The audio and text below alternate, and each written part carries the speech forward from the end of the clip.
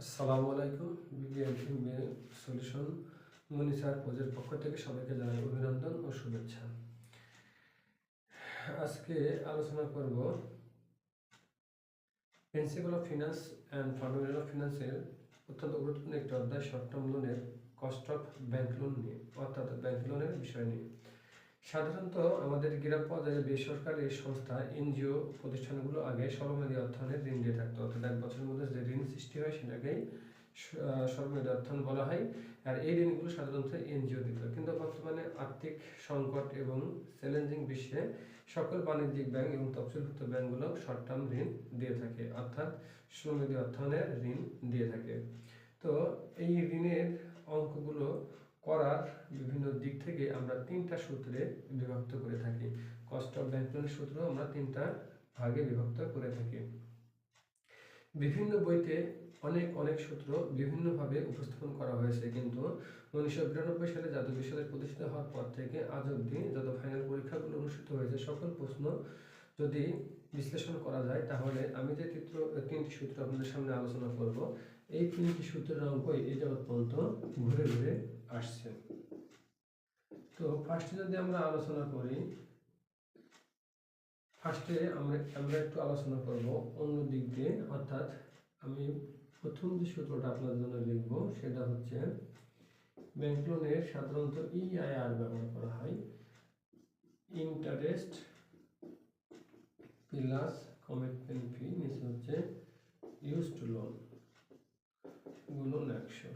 এই সূত্রটা আমরা ব্যবহার করব যদি অঙ্কে রিভলভিং ক্রেডিট বলা থাকে, যদি অঙ্কে রিভলভিং ক্রেডিট বলা থাকে, অর্থাৎ রিভলভিং ক্রেডিট বলা থাকলে আমরা এই সূত্রটি ব্যবহার করব। তারপরে আমরা যে সূত্রটি লিখব সেটা হলো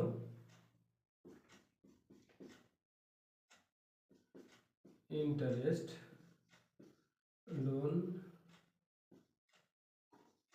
সিবি মাইনাস ইন্টারেস্ট গুণন 100। যদি অঙ্কে অ্যাডভান্স অথবা ডিসকাউন্ট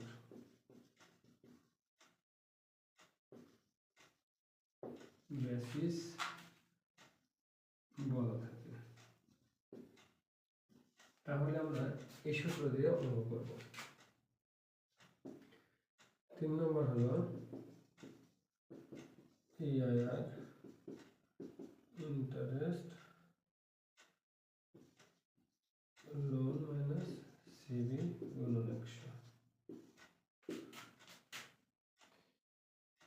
যদি অঙ্কে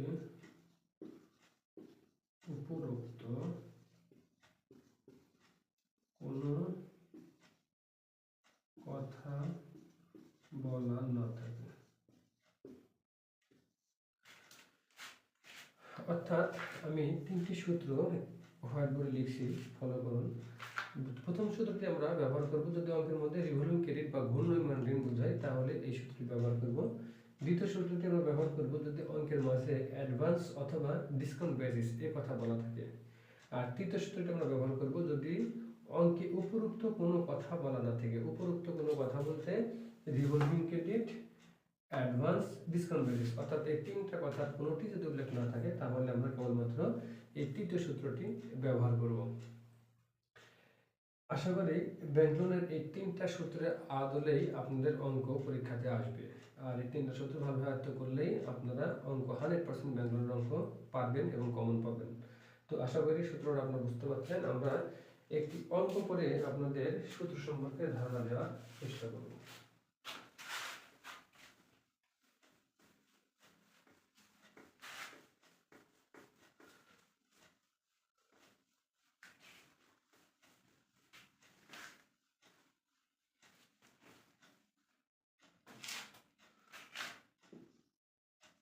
ক cost of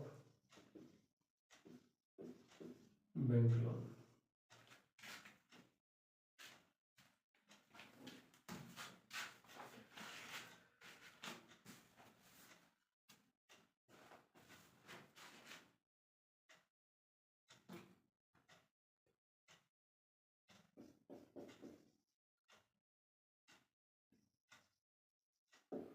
Surely bank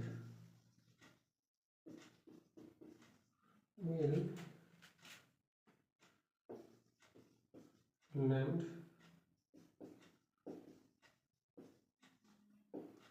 5 লক্ষ at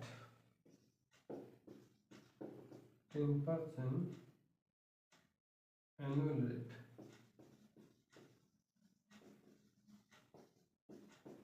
and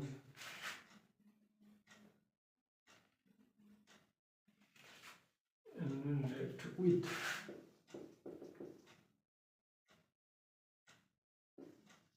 20% home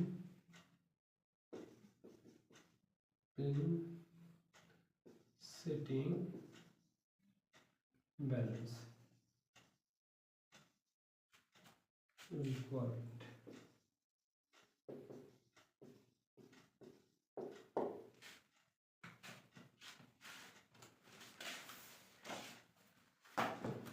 আমরা একটি হোয়াইট বোর্ডে অঙ্ক লিখলাম। দেখুন এখানে বলছে সোনালী ব্যাংক থেকে উইল ল্যান্ড ভবিষ্যতে আপনি 5 লক্ষ টাকা ঋণ করবেন 10% সুদে, অ্যানুয়াল রেট বছরে 10% সুদ দেওয়ার সত্ত্বে আপনি সোনালী ব্যাংক থেকে 5 লক্ষ টাকা ঋণ করবেন with 20% compensating balance requirement. Compensating balance বলতে বোঝায় নির্দিষ্ট হারে যে রিজার্ভ কেটে রাখে সেটাকে বোঝায় কম্পেনসেটিং ব্যালেন্স। অর্থাৎ এই জায়গাতে দেখেন অ্যাডভান্স বা ডিসকাউন্ট পেজেস অথবা রিভলভিং ক্রেডিট কোনো কিছুই বলা নাই।